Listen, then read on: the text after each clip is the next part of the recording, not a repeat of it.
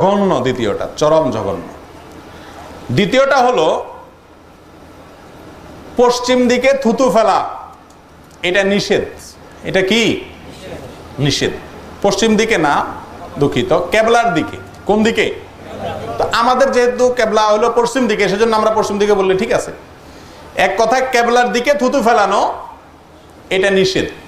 নবী করিম সাল্লাল্লাহু আলাইহি ওয়াসাল্লাম ইরশাদ করেছেন, হুযায়ফা ইবনুল ইয়ামান রাদিয়াল্লাহু তাআলা আনহু বর্ণনা করেছেন, হাদিসটি সহিহ ইবনে খুযাইমাতে এবং ইবনে হিব্বানে আছে। নবী করিম সাল্লাল্লাহু আলাইহি ওয়াসাল্লাম ইরশাদ করেছেন, মান তাফালা তুজাহাল কিবলাতি জাআ ইয়াওমাল কিয়ামাতি ওয়া তাফলাতুহু মা বাইনা আইনাইহি। যে ব্যক্তি কেবলার দিকে থুতু ফেলবে, কোন দিকে? যে ব্যক্তি কেবলার দিকে থুতু নিক্ষেপ করবে, কিয়ামতের দিন আদম আলাইহিস সালাম থেকে নিয়ে দুনিয়ার সর্বশেষ মানুষটি পর্যন্ত লক্ষ লক্ষ কোটি কোটি যুগ যুগ যত মানুষ দুনিয়া থেকে বিদায় হয়ে গেছেন, পৃথিবীর প্রথম থেকে শেষ পর্যন্ত সমস্ত মানুষের সবচেয়ে বড় সমাবেশে ওই ব্যক্তি কিয়ামতের দিন উঠবে যখন, তখন তার কপালে ওই থুতুগুলো আল্লাহ তাআলা রেখে দিবেন। সুবহানাল্লাহ কবেন না নাউযুবিল্লাহ কবেন? চিন্তা পড়ে গেছেন, এর জন্য কিছু কর নাই।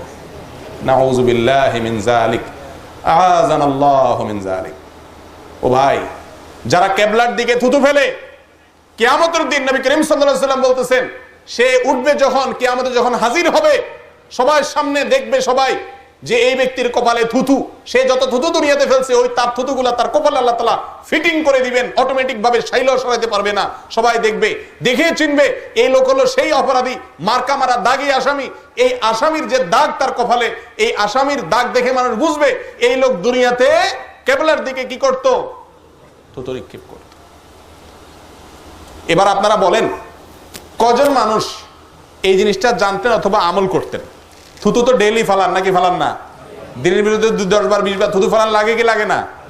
কেবলার দিকে থুতু যাতে না পড়ে সেদিকে লক্ষ্য করে আমল করছেন এই পর্যন্ত? হাত তোলেন। ভাই, তাহলে আজ থেকে এই জঘন্য একটি কাজ, অত্যন্ত ভয়াবহ একটি কাজ, এটার আলোচনাও নাই, আমলও নাই। আমলও উঠে গেছে, আলোচনাও উঠে গেছে। আসুন এটাকে একটু জিন্দা করি, সব জায়গায় আলোচনা তুলি। স্ত্রীকে ফোন করলে দেশে বলে দিই যে, ও বউ, সংসারের খোঁজ খবর তো নিলাম, একটা কথা তোমারে বলতে চাই। তো বলো। তো কইলেন যে, দেখো সুনানে এই সহিহ ইবনে খুযাইমা এবং সহিহ ইবনে হিব্বানের ভিতরে আসছে, বিশুদ্ধ সূত্রে বর্ণিত, হুযায়ফা ইবনে ইয়ামান রাদিয়াল্লাহু তাআলা বর্ণনা করছেন, নবী করিম সাল্লাল্লাহু আলাইহি ওয়াসাল্লাম একটা ভয়াবহ কথা বলে গেছেন। কেবলার দিকে থুতু ফেললে, কেবলার দিকে থুতু ফেললে কিয়ামতের ময়দানে ওই থুতু কপালে নিয়ে আল্লাহ উঠাবেন। বড় ভয়াবহ কথা। তার মানে এই কাজটা আল্লাহ তাআলা পছন্দ করেন না, আল্লাহ রাসূল পছন্দ করেন না।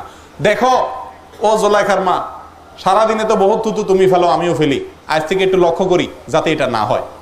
জুলাইখার মারে যদি আপনি এটা বলেন, তো জুলাইখার মা হয়তো আপনারা বলবে যে, কি ব্যাপার, কথা দিয়ে দেখি মধুর নহর বাইরে হইতেছে, মাশাআল্লাহ। গালিগালাজ ছাড়া যে সারাদিন কথা কয় না, আজে বাজে কথা ছাড়া দরকার সুন্দর ভালো একটা কথা কোনোদিন তোমার মুখে শুনি না, আজকেতেই হুজুর হয়ে গেল, ব্যাপার কি? ওয়াজ শুরু করছে দেখি। কবি কি করবো না ম্যাডামে? প্রথম প্রথম হয়তো বলবে, তখন আপনি একটু ভাব গম্ভীর্যতা নিবেন যে, শোনো, ইয়ার কি মারিও না, সব জিনিস নিয়ে ইয়ার কি না, একটা ভালো কথা শুনছি তাই তোমাকে বলতেছি। বলবেন কি বলবেন না? ইনশাল্লাহ জোর নাই তো? ইনশাল্লাহ। আরে খাইছে জোরে ইনশাল্লাহর দরকার নাই, দরকার হলো আমলের। আমল করবেন তো ইনশাল্লাহ? একেবারে ইমানে আমলে পাক্কা ইরাদা করছেন যারা, বউরে আমলটার কথা শুনাইবেন? একটু হাত তোলেন। বুঝা শুনা? বুঝে না, এত হাত তালে ওঠার কথা না। ঠিক আছে, আচ্ছা ভাই, তাহলে এই আমলটি আমাদের সমাজ থেকে বিদায় হয়ে গেছে। সারাদিন থুতু ফেলি, কোন দিকে ফেলি লক্ষ্য করি না, আজ থেকে লক্ষ্য করবেন তো ইনশাল্লাহ? আর এতদিন যে ফেলছি এটার কি হবে? বৃষ্টি আসছে।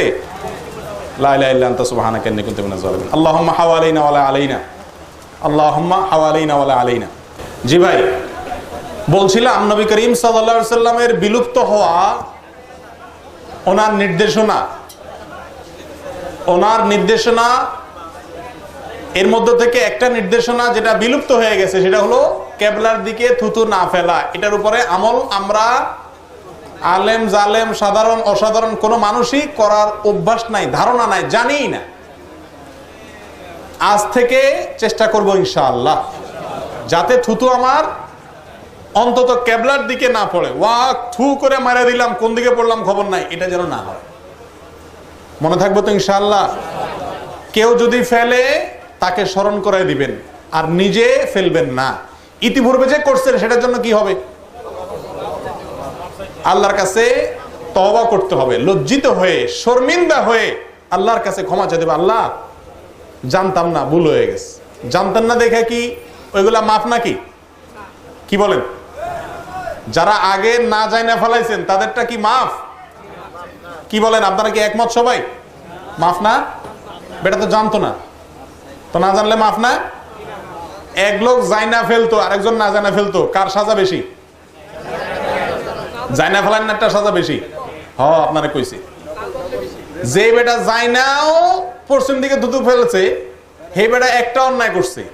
সেটা কি? এলেম শিখছে মাগার আমল করে নাই। অন্যায় একটা, অন্যায় হলো সে আমল করে নাই, কিন্তু এলেম তো শিখছে। আর যে জানেও নাই মানেও নাই, সে তো ডবল অপরাধ করছে, এলেমও শিখে নাই আমলও করে নাই। ফিডাহের ডবল হবে। তবে যে জাইনা শুনেও করে নাই তারে হয়তো ফিডা একটা হলে ওইটার মুগুরটা অনেক জোরে হবে, কারণ অপরাধটার মাত্রাটা অনেক বড়। কিন্তু যে কি জানেও নাই আমলও করে না, তারা আল্লাহ জিজ্ঞাসা জানো নাই কেন, শিখো নাই কেন? এক নম্বর প্রশ্ন এটা। কোন কোন কাজ নিষেধ সেগুলো জানা আমাদের কর্তব্য নাকি কর্তব্য না?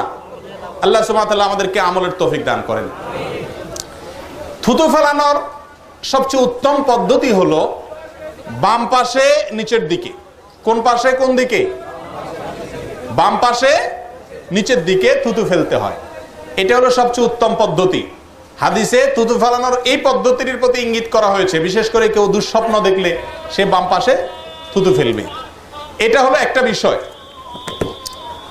আর এর বাইরে ডানেও থুতু ফেলতে পারেন বা অন্যদিকে ফেলতে পারেন, গুনাহ হবে না, কিন্তু কেবলার দিকে ফেললে সেক্ষেত্রে আপনি অপরাধী হবেন। এই আমলটাও সমাজ থেকে বিদায় হয়ে গেছে। মনে থাকবে তো ইনশাআল্লাহ? এটার প্রতিও ওয়াদা করছেন, আলহামদুলিল্লাহ, সবাই করবেন, নিয়ত করছেন, চেষ্টা করবেন। সহজ ওয়াদাটা।